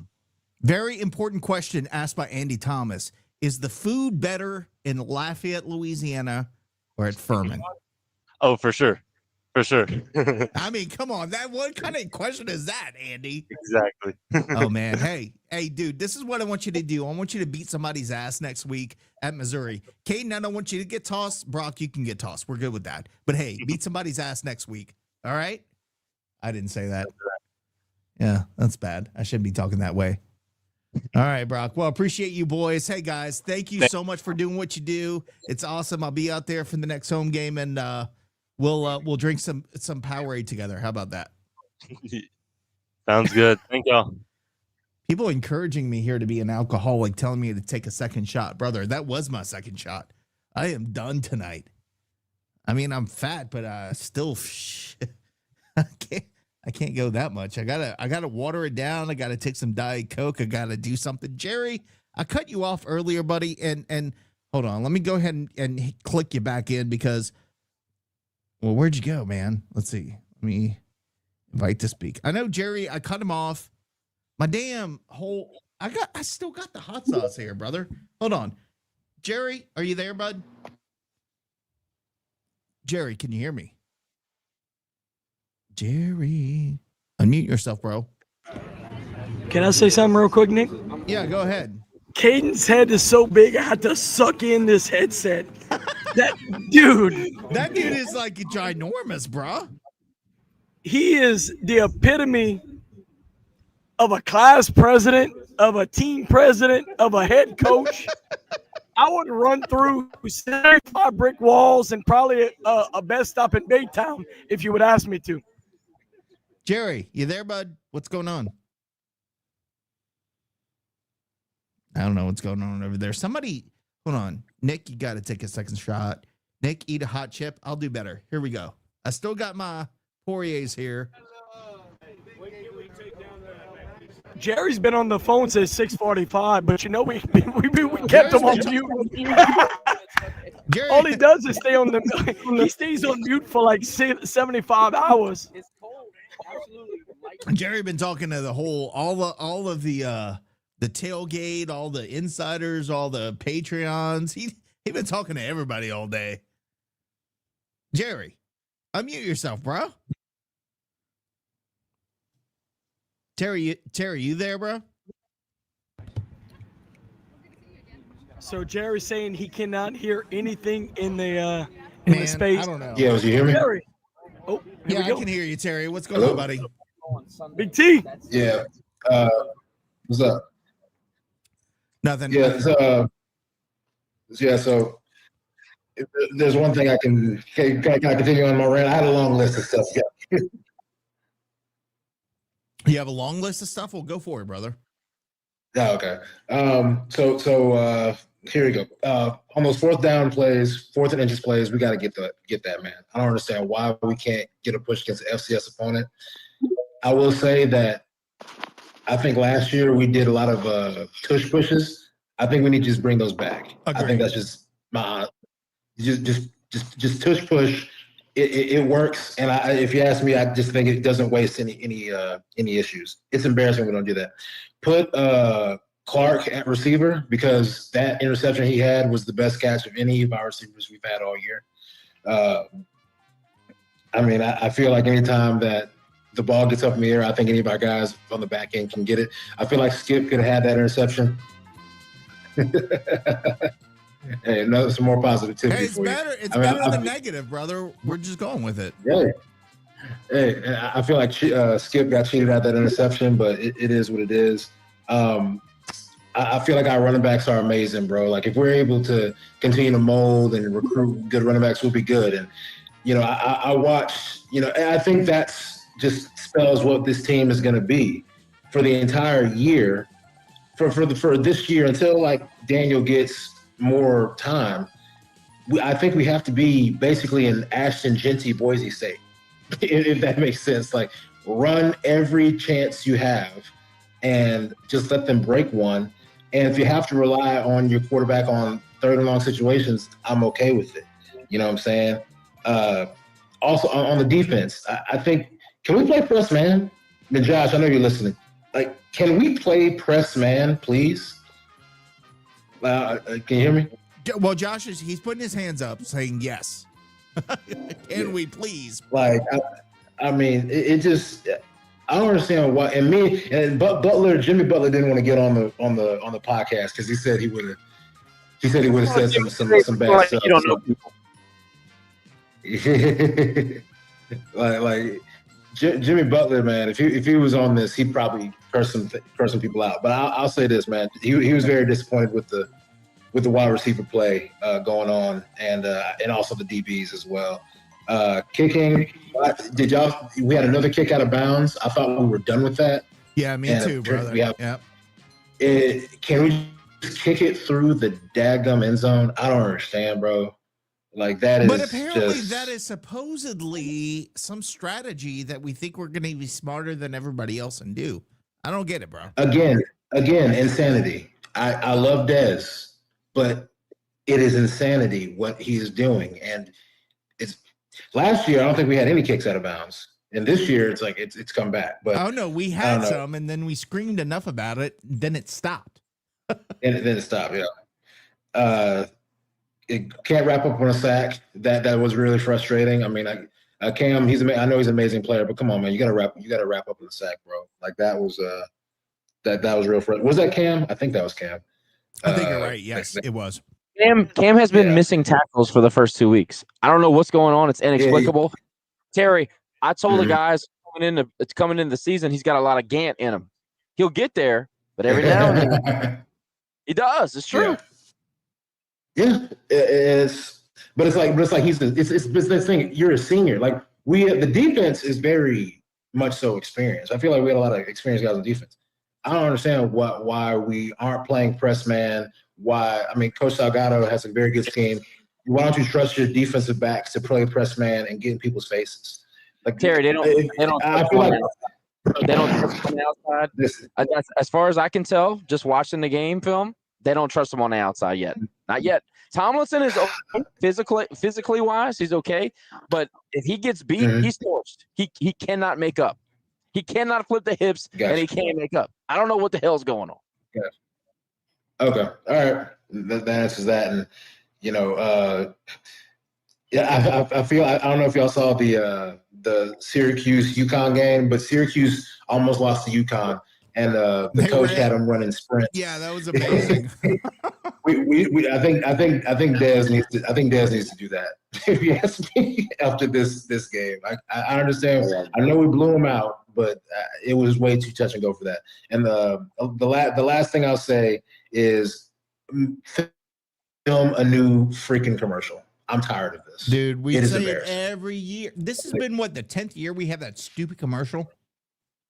Years. It's been 10 years. Yep, you graduated 10 years ago. Still using the same damn commercial. Get a GoPro. Get an iPhone. I don't care. Make a TikTok video, a 30-second TikTok video, showing off. Talk to me. Hey Terry, the kid who said I want to build things in the commercial is actually in Fletcher Hall building. Now, how Jerry gets to talking to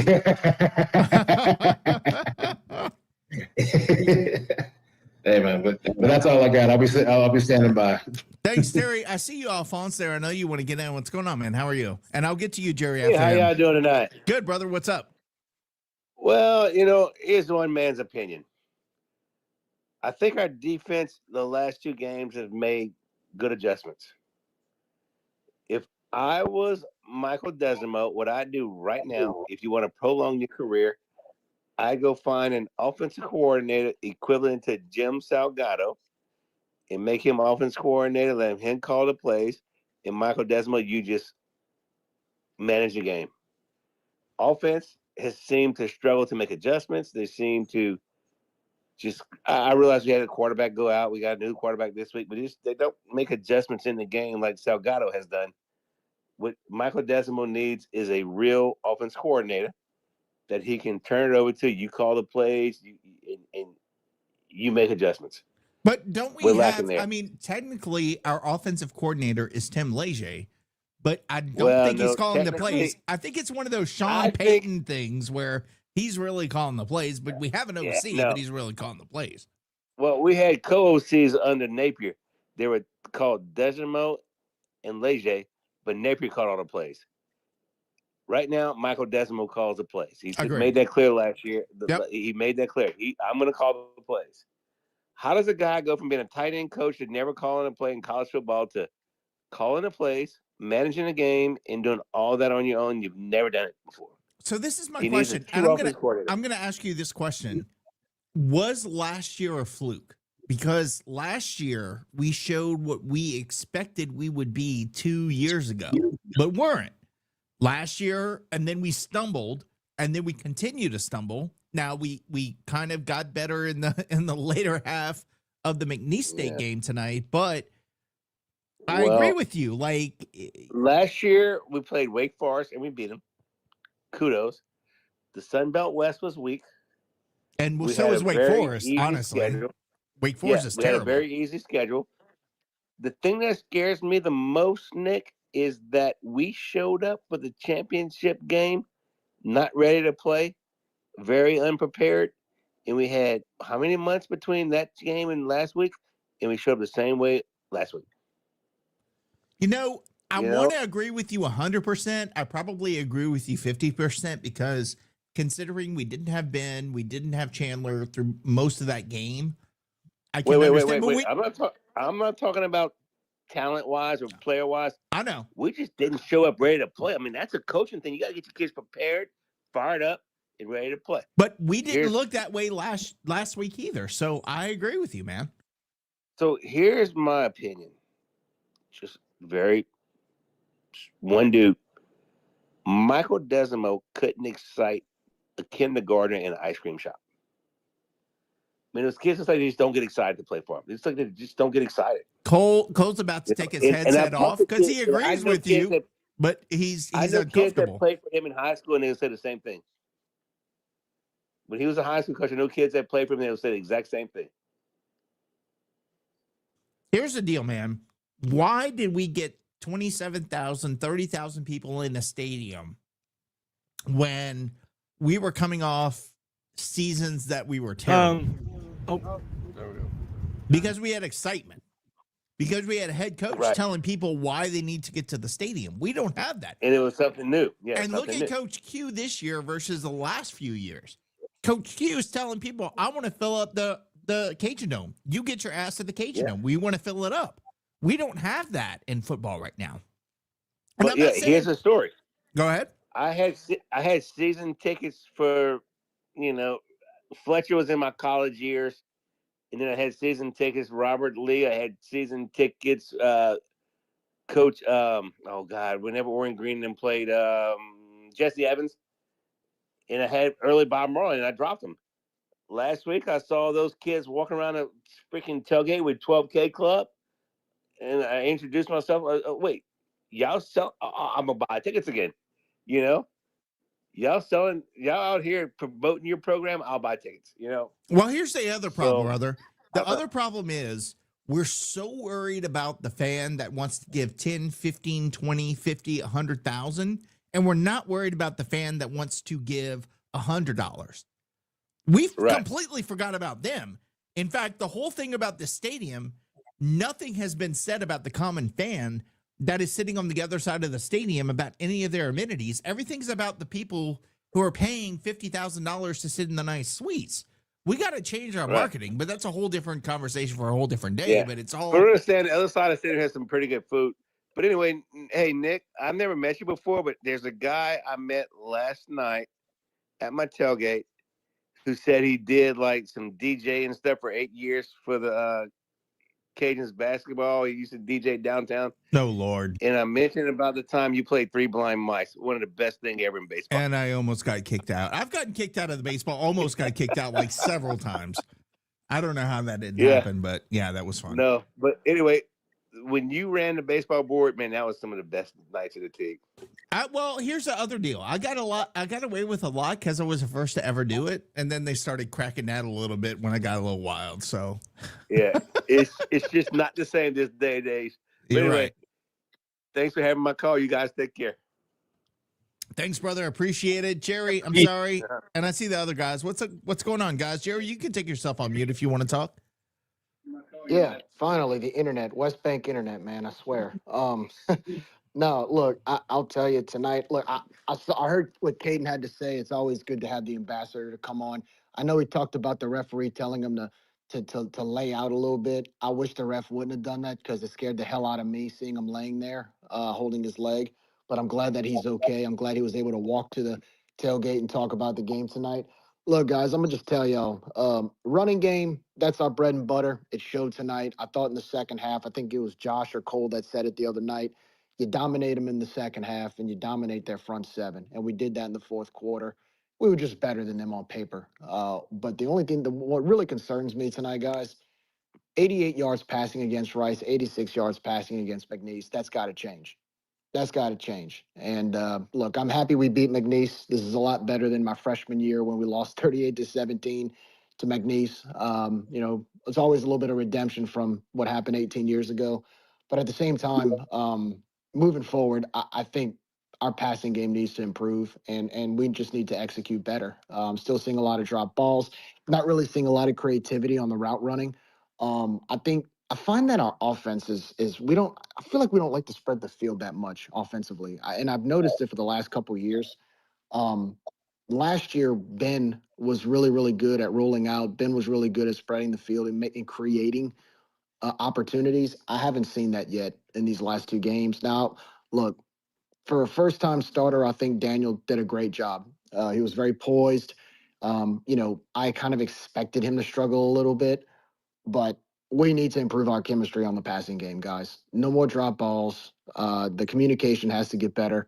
As far as the run game goes, dude, Zylan Perry, Bill Davis, and how about Steven Blanco? Pride of St. Martinville. What a night. Dude was great tonight, man. And we heard that. Man. I think it was Coach Tim who told me, Blanco, watch out for him. He's going to be a difference maker this season. And we saw it tonight, brother. Look, it makes me wonder, and I said this last week, I said this in the post game last week, Nick, we were talking about it after Rice. We were talking about these two freshman running backs backing up Bill and Zylan. And I looked tonight, and the first question I asked myself tonight is, why in the hell did we not let Steven Blanco play against Rice? I think he would have made a difference. And, I can't look back, but, I mean, look, the more depth you add to the running back game, and Terry, you know this because you played with 4 really good running backs that you block for. The more depth in running backs you have, the more dangerous you can be in your rushing attack, to the point where sometimes you may not have to pass, and it can actually camouflage your lack of a passing game. But no, overall, look, like I've said earlier, this is the first home game I missed in a long time. I watched every minute of it on TV here at my in-laws. Nick, you're going to get on me for a second. My in-laws, the first question they asked when we got to New Orleans was, Jerry, you came here empty-handed. I'm like, what do you mean? Well, I heard that there's a big boudin shop up in Lafayette that sponsors you guys. Where's our pregame dish? I'm like, oh man, I should have known better. Well, why is that my problem? I should have known better. I said, but we had a change of schedule, and I told them, I said, look, next time I'll get it ready for y'all. And I'll bring a platter over. But they said, look, no, next time we go to Lafayette, we're gonna get one for you guys. We're gonna bring it to the house. I said, look, we're famous now apparently, so we'll just go up to them and get them the hookup, right? But no, look, I thought the crowd was great tonight. 26,000. I mean, that was a really impressive crowd, and that was with the fact that McNeese didn't quite. I noticed in the pictures, McNeese didn't quite bring the crowd that they usually bring. Jerry, I don't want to cut you off, but land the plane because I want to know what these dudes are talking about. They are talking about something very intensely. And Lane's going to crash out at some point, but he's laughing now. But I got to find out what these boys land the plane, Jerry. Well, I'm gonna land the plane. I thought we played. Look, I thought we got the win tonight. That's all. And you know what? No, keep me included. No. I'm not. No, I'm not. Keep me included in this because I kind of want to know too. Actually, I kind of want to know too what they're talking about. Turn on the stream. Because hey, it's funny. I can't get on with y'all, but then I hear y'all talking about how I'm talking to everybody and how I call everybody and that is the truth. Patreon members. So no, I want to hear. They're probably whispering about me for all I know. What are y'all talking? What is going on over there?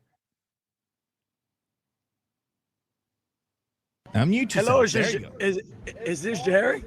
Jerry. Yes. Yes, Jerry. New Orleans good to you, Jerry? Ball. No, hey, we New love you, Orleans Jerry. not No, good to me. I know. We had so many conversations about New Orleans. I know you wish you could be here, dude. I mean, what more can you say? We got the win. We're 1-1. I didn't tell you to land the plane. I've been drinking this delicious Miller Lite. Yeah, Cole, but it's not talk to even me. your natty daddy, bro. What's going on? Oh God, here we go. Cole, talk to me. What happened? You want me last to tell night, you? brother? You want me to tell you? I ran Talk- on my 30 talk rack to of me. natty about 15 hours ago. Hello, Cole. Yes, Josh. Anything for Jerry? What is Chico's going on taking over the there? show. Chico taking over the show. I mean, I don't know what you want me to say. Jerry, Let hope you had him a nice keep time talking. watching on television.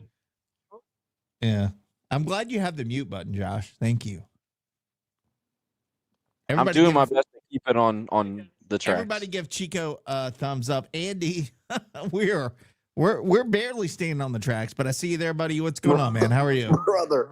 Also, I just want to add Jerry texted me as well during this game, out of the blue. So Yeah. I'm just going to add. You're talking about I'm testing everybody. Yeah, Jerry, you do. Hey, look, people are texting me too, man. It's a two-way street, fellas, okay? It's not like I go out of my way. I mean, y'all love me too. You won't admit it live, but I know y'all love me too, all right? We love you, Jerry. Jerry can No, take it like Jerry, we need to run by the rule of if it can be a text, then it doesn't need to be a call. Hey, Well, no, Hey, we got to over or under less than a year or over a year, if somebody takes Jerry's phone away from him, does he survive?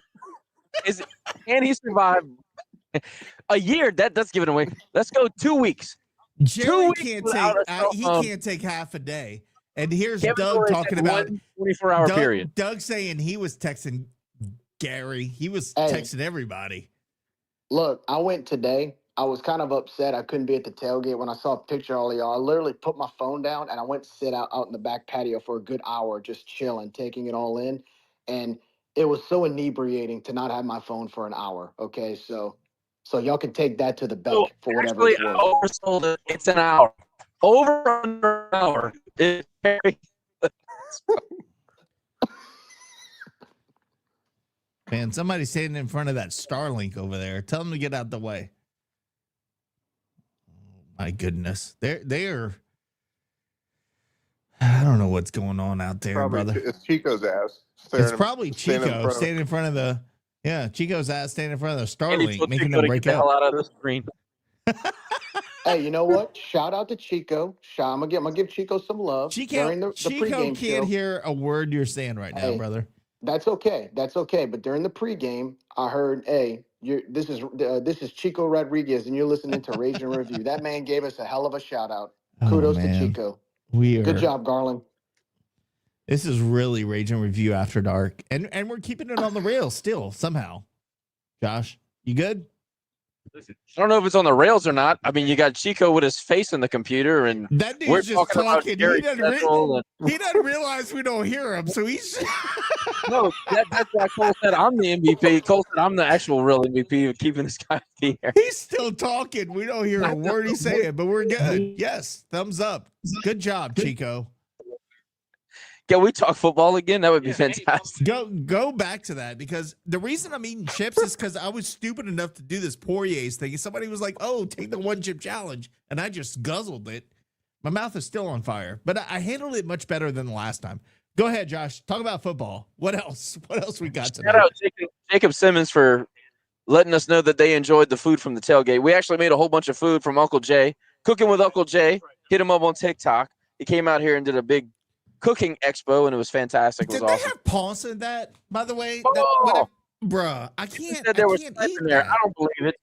I don't believe it. Dude, you look at the picture. They had the little squiggly thing. That ain't normal, bro. So it turns out there was tripe in there, but here's the deal. Y'all didn't know that. It was still delicious. No, I knew that when I saw the picture, and I was like, there ain't no way in hell I would be touching that. Listen, my kids are picky, and they ate it, so look at Because this you guy. didn't tell them. Check this out. Oh, this is, I can't even. This is on my thumb. Look at that. Feel like a champion today. Anyway, Who was we want to go ahead. We Cole and I were just talking. We want to pivot to Missouri. Like, Let's what do talk we about feel Missouri. about? Do we feel like, first of all, if it's going to be a passing offense, and Kevin will back me up on this, I think if they're going to try to beat us in the air, I think we have a chance to win the game. If they want to line up and just go push, and 5 yards, and they'll kick our ass. But if they want to throw to win, I think we have a shot. The problem is that we got to throw for more than 90 yards to compete. That's the issue. Andy wants to talk. What's up, Andy? Josh, I disagree, dude. I don't think our defensive line can even get enough pressure to remotely get to them. They're going to have all day to throw the ball. Well, I totally agree, but you're going to have to rely on the edge, and right now the edge is not doing anything. Javon Lawson, I keep saying that. Jordan Lawson is doing nothing in the run game. Nothing. And I like him. He's one of my favorite players. He's doing nothing in the run game. He did dick tonight against McNeese. Nothing. Big old small ass Yeah. dick. Nothing. They're gonna. I guarantee. Like if we've done Review okay after when we dark. brought. Sorry, folks. He did nothing. When we brought 5 guys off the edge, we've been okay. But it's just gonna leave an extra hole in the zone. They're gonna drop. We don't trust our guys apparently to play man, so we're just gonna drop Well, zone. It's gonna leave an If extra. we And put 8 guys in and the I'm gonna box, just tell I'll y'all. tell you right now, we're gonna get our ass beat. I'm gonna just tell y'all right now, We watching have them to play against Kansas. man, and we have to play. Well, we have to play man coverage across the board, and we got to leave 2 high safety. That's not gonna happen. They're not gonna do that. No. But they have I watched them against Kansas, and I'm gonna tell y'all, they spread it all over the field. They throw it in the flat, they'll hit you in the seam, and then they'll run 20 on you. I mean, they're a very, very elusive offense. Very elusive. I mean, they can do everything. Did we see it all tonight? Our corners play anything closer than 5 yards? No. Nope. And Why would I you think think that would change was on against purpose. Missouri? If I'm being honest, I think that was on purpose tonight. Because I don't think they needed to. I think they knew they were better than McNeese, but we didn't. You know, we started questioning it, but I think they knew they didn't have to play any closer than 5 yards off the receivers. I don't know.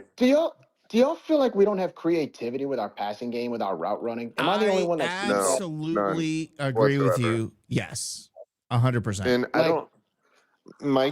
My guess is I think partially too is Beal can't stay in the pocket and he has to scramble where he has room, and I think the routes just aren't going that way. I think Bill wants to stay in the pocket, but he's getting pushed every dude. And I keep talking about this. It's a right and left guard issue. I think Cooper Fordham has been better than serviceable. I'm actually impressed by his play, but our right and left guard are getting pushed back every single time. Whether it's FCS, whether it's Rice, what the hell you think? Look, Missouri's defense is elite. I don't know if y'all been paying attention. I know they got scored on. Scored on today. Early, but they got scored on. Like, they have elite talent. They have elite talent on defense. Elite. I gotta go back to their front four. Their front four is very physical. Their front four is very physical, and I'm gonna tell y'all right now, they're gonna put 7 men in the box because they know our run game so far has been the strength. And here's the thing about Daniel. Daniel's a pocket passer. He's not gonna go do what Walker Howard did on that touchdown run.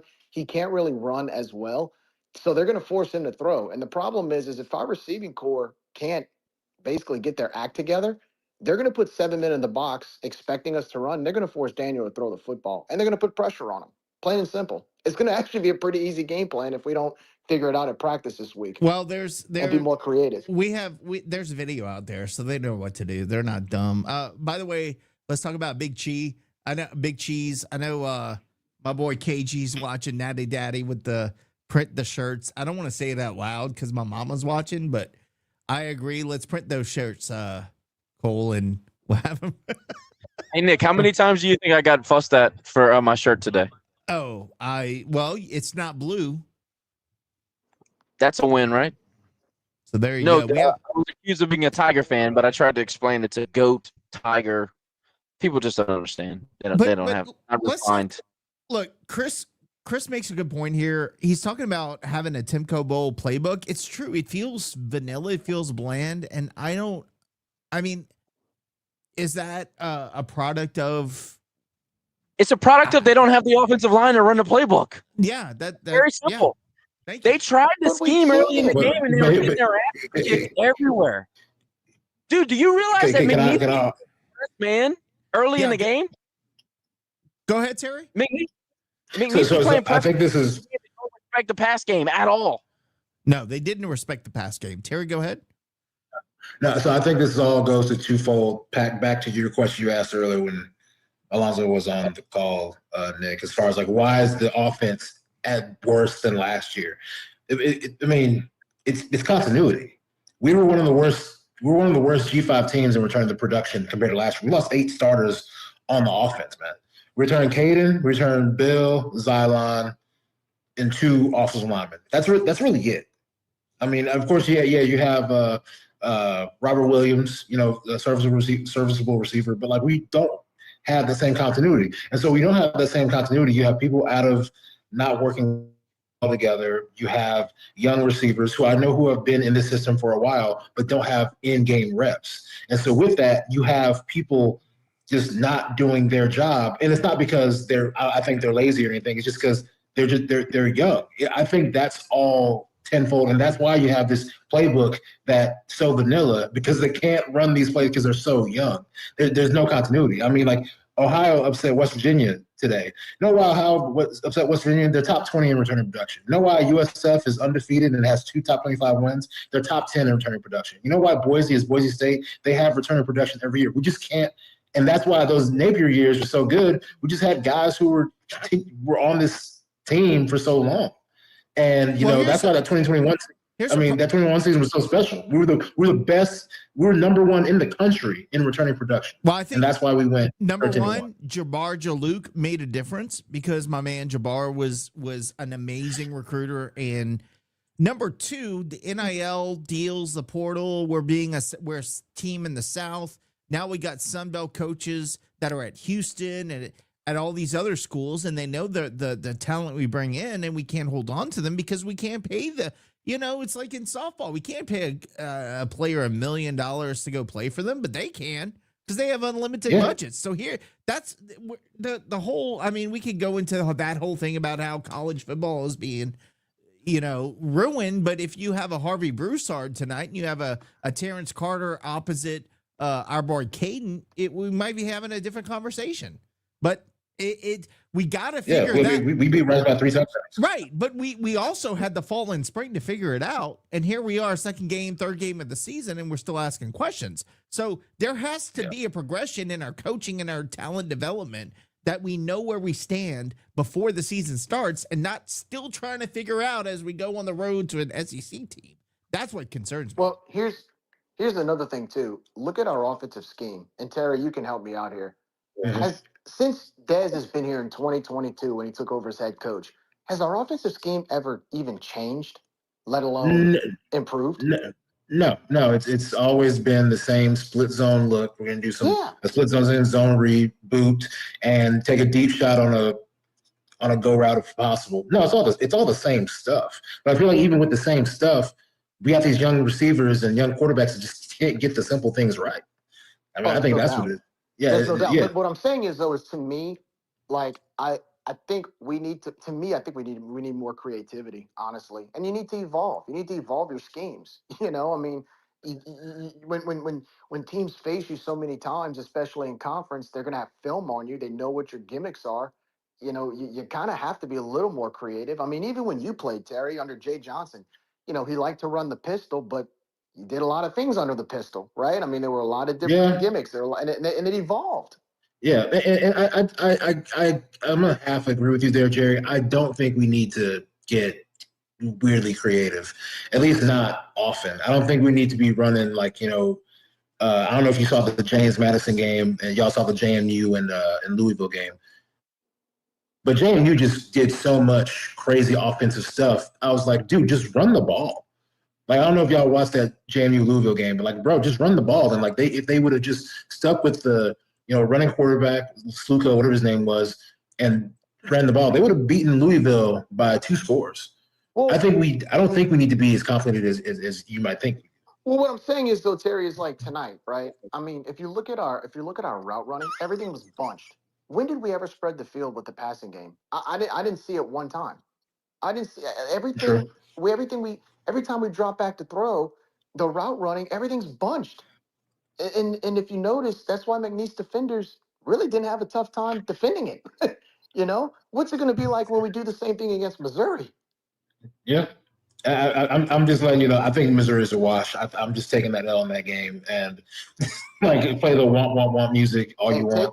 Take $1 million and don't get injured. All right, boys. We got to go back to the boys at the stadium because they're doing some crazy stuff. I know y'all can't see it, but we need to hear from them. I can see it. They want to talk. I can see it. They're playing leatherhead football. Well, let's talk to them. What's going on, boys? What the hell? They got CTE. They can't talk. Well, they got something. What's up, boys? We have an offensive line tryout. You want to come put the helmets on? You want to come Patasar High School is trying out tonight, boys. Yeah, who won that battle out there? Lane. I don't see any. Lane took him down. I got like my knees got like half a game of eligibility, so I'll put me in like on a 4th and inches, and then that'll be it for me. Whatever that was that y'all did, Lane's in a better mood, so I'm happy for it. That's all I gotta say. Lane's in a much better mood. They said my autism was acting up. Wow. How much would you pay to see Lane? Oh my How much God. would you pay to see Lane go head up with an Oklahoma drill with Jerry? I would. My entire life savings. I would love to see that. Let's do it next game, Jerry. Do it. Okay. Oh, he said okay. All right. He agreed. He agreed. It's happening. It's happening. You know, Witness, we're not. witness. We got we're witness. not. Jerry and Lane head up next week. All right. Well, not Yeah, next no, week. We got actually, a few weeks.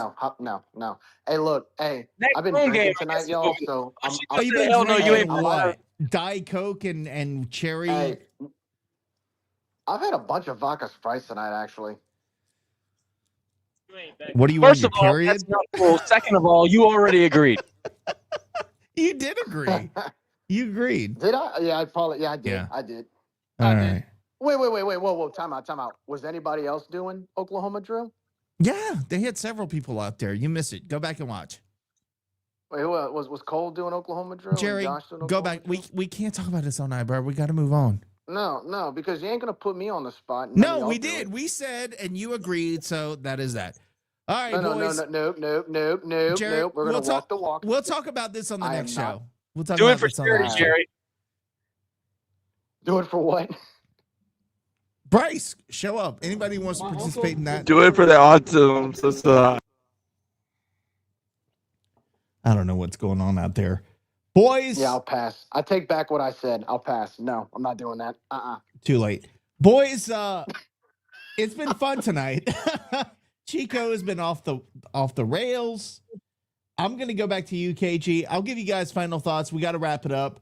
I know you guys want to get home. I know I've been drinking a little too much on the post game and probably need to go take a timeout. KG, what's going on, baby? How are you? No, we're good. I wish we would have been able to talk about going to Missouri next Well, week. do it. Talk about it.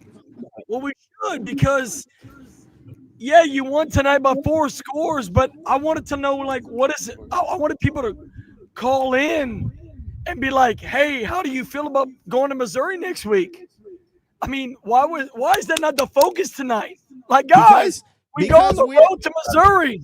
Yeah, I know, but we're not there yet, bro. Cole, can I tell you how I feel about going on the road to Missouri? Can I tell you? Oh, Lord. Please.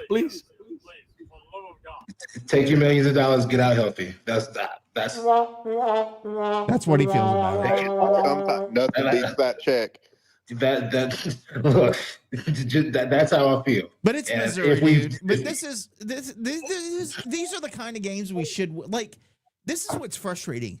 We go through the Napier era. We do what we did. We beat Iowa State on the road. Wake Forest sucked, but we beat them last year. You feel like you're at the point where you should at least compete with Missouri, but I have I don't know. I don't have any confidence. Nick, let me tell you something, Nick. If I'm reading these comments correctly, I will 100% show my butthole. If we win next week, you will see that brown star. Cole, literally, no one wants to see the chocolate starfish. Nobody If it is means asking to see W, it. I'll definitely look in the eye of the chocolate starfish. Nick, you're incorrect because there's people in the comments that say they want to see that brown starfish. It's a fact. It really is. Nah, Cole, you gotta eat dog crap like the Florida State fan last year if we beat Missouri. Hey, fun fact, I'm a Florida State fan too. I'll eat that shit all day, baby.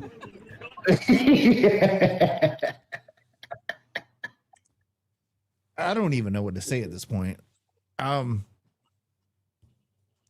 The comments are. I'll do anything for views. If you're listening to the audio version of this, consider yourself lucky. Is all I'm saying. I'll do anything for views. We got Cole wanting to talk about a game a week from now after we just barely beat McNeese. We got Nick, guys doing the Oklahoma drill. I got Can we for real talk about going to Missouri next week? I told you to talk about it, and then you stopped talking about it. But we had somebody that called in, and they said they don't want to see my butthole. No, my wife don't even want to see my butthole. What? Cole wanted to see his own butthole. What does that have to do with Missouri? Oh my God! The comments, Nick. Anyway, hey, we're gonna walk literally and figuratively. Listen, I would rather look. Jerry, shut up. Hold on. Y'all can all kiss my ass. That's all I'm gonna say. Stop. Listen, Jerry, you can kiss our butthole. Listen. No, I'm being so for real right now. What the hell is wrong with y'all, man? Boys, if there's anybody in that locker room that's watching this show, I hope that y'all get so fired up that y'all pull up the ball. Can I talk or not? Go ahead. Thank you. I just hope that these boys come off the ball, protect Daniel, because Daniel's the hope. He's the great white hope, and I hope that he can, break that 90-yard passing mark for the year. Against Rice, it was 88. Tonight, it was 85. We're gonna have to have more passing yards to beat Missouri, and I would rather us throw 5 picks. Me and Josh just talked about it. And Lane too. I would rather us just go pass heavy because that's the only way you're going to beat a team like Missouri. All this ground and pound, save that for the Sun Belt. The SEC, you're going to have to throw it. And I would rather play one-on-ones vertical down the field, take advantage of all the fucking safety high. Excuse me. Take advantage of all the safety highs you got and just shoot it, and see what you got because – to beat a team like Missouri, it's going to take throwing the ball, and it's certainly more than 85 yards. And Josh, I know you wanted to chime in on this all night. Please give me your thoughts on us going to Missouri next week. It's going to be really difficult for me to talk about quarterback progressions after the butthole comment and then everything else that happened after that. I will try very hard. Our only opportunity to win the game in Columbia is to run the football and maybe get some turnovers here, there, and everywhere. We'll probably need 5 to win, honestly. I don't know what he's doing, but I don't know, man. If they're going to try to pass to beat us, I think we can compete. But I know that Drinkowitz is a little bit smarter than that, and I know he's watched our game film for 2 weeks, and he also owns us. They're going to run the football, and they have the offensive line talent that is going to push the line. And I have not seen a single thing that tells me that we can control the line of scrimmage. If it happens, fantastic. But it's going to be one of those, we ain't tricking nobody. We're not going to roll in there and trick anybody. We're not going to catch anybody off guard. They know exactly what they need to do to beat us. Drinkowitz is familiar with this offensive system. If we can't catch the football from the wide receiver room, we have literally no chance to even score, let alone win the game. So hopefully Dez, Munoz, and Tim Leger go in there and do some surgery on this game plan because can I be just totally honest with you? I'm not impressed at all. I've watched high school games that are more sophisticated at this point than the things that we've done. And I know that kind of Dez has got a bad rap for being a high school coach, and I know a lot of that is from local fans that thought we should have hired somebody in a more with a bigger name. I still think that if we're going to win 7 games, 8 games this year, it's looking pretty damn smart because they call it 7.5, and we're out here trying to struggle to beat McNeese for 3 quarters. So I don't know. Going to Columbia right now seems more like a pipe dream than it ever was. Maybe I jumped the gun on that, but you 12-0. I'm 12-0. Well, I lost. I was wrong. Totally wrong. Hey, by the way, so freaking wrong. One of the most wrong I've ever been ever. The way that I broke down this roster before the game started against Rice, I still think that we're talented. I still think that we are somewhat well coached in certain aspects. What we put on film against Rice, I don't know if we recover from that. And I think that Coach V, and look, Coach V is a little different because he's very familiar with this offense, but I think Coach V had his familiarity and then watched everything we put on film and then he was able to compete for 3.5 quarters, 3 quarters at least. You know, he made us look bad. He made us look very pedestrian everywhere, not just on offense and defense, everywhere. I mean, we mentioned chip shot kicks, and we thought the special teams was going to be a strength going into the game. So, look, dude, I know that we won the game tonight, and I'm not trying to be overly negative. There are some positives, but this is not really a good football team right now. I'm not saying we can't be good. I'm saying right now, not very good. If we win next week, I will be booty hole naked, running ass naked down Bertrand. And y'all can catch me. I'm going to start at Legends. I'm going to end at SLCC. I might even run the red light. You ever saw that scene from Old School where the guy's like, "Hey, we're streaking," and it's just him? That's gonna be Hey, honey, cool. you think KFC's still open? Boys and girls, thank y'all for joining us tonight. I have to, we're talking about buttholes, and I got to thank our sponsors, especially Gulf Coast Bank, who brought us the Please don't talk about the show sponsors right after the butthole comment. as well as the post-game show. Thanks to Gulf Coast Bank, as well as our special partners at the Best Stop Family Market, who I think boys, tell us how. I know we did the Safe Raw package tonight. Somebody tell me how that went. Did that go good? I thought it was fantastic, by the way. Of course. Shout out to all of them. Did Dana and Damon, who showed up today? Did anybody from Best Stop come out today? The marketing team, Courtney and Danielle, came out to hang out with us. Love it. If Dana and Damon came out today, they might have got pushed out. There was probably 100 people under these tents, to be honest with you. It was insanity. Cole backed me up on this. I don't think we could fit anybody. I even told him, I said, next year we need 2 spots because this is not enough. So, well, I love it. Yeah. I love it. That's good stuff. But guys, don't forget about the tailgate platter. Start ordering it now. I know our next home game is going to be in a couple weeks against Marshall, so you want to make sure that you get your tailgate order in. Or if you have Friday night football and you guys do a special tailgate for that, call. It's easy. You don't have to worry about it. Especially those say show platters are, man, it's so clutch, so good too. So Yard good. Goat. Thanks for Phil for encouraging Cole tonight. We appreciate that. Lafayette Roofing. Yes, please. And Spencer from Yargoat. And Spencer as well. Branding and marketing. Yes, please. Branding and marketing. Old Time Grocery, Stride Safety Solutions, Eat Lafayette, Rage and Hydration, Dr. Brett Venable at Recovery Chiromed. I feel like y'all are going to need a Recovery Chiromed tomorrow, as well as Planet Radio 106.7, which brought you the Gulf Coast Bank Tailgate Show, which was a lot of fun. We love doing that every week. And, of course, the tailgate and post-game show brought to you by Gulf Coast Bank. But, boys, I am tired. I see Cole playing with a McNeese helmet and a UL helmet. We got Mam in the back. We got all kind of stuff going on. But, yeah, I think that's a cue we need to call in a night. You see, you got me so thrown off, I forgot to play my music. Here we go. I got music coming. There we go. We're going to throw it to the Ryan Corey band. That's some good shows right there. Uh-oh. We're doing the Oklahoma drill again. Lane's going to Michael's, apparently.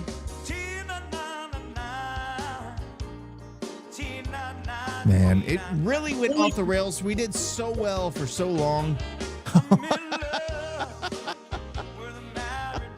Oh.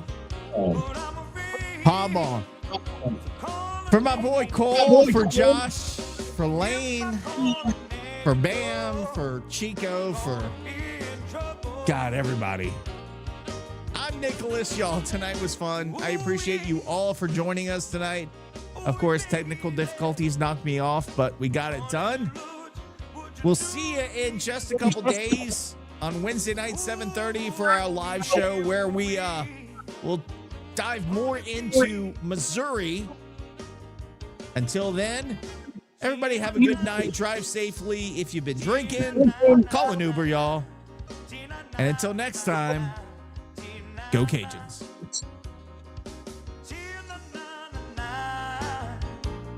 Tina,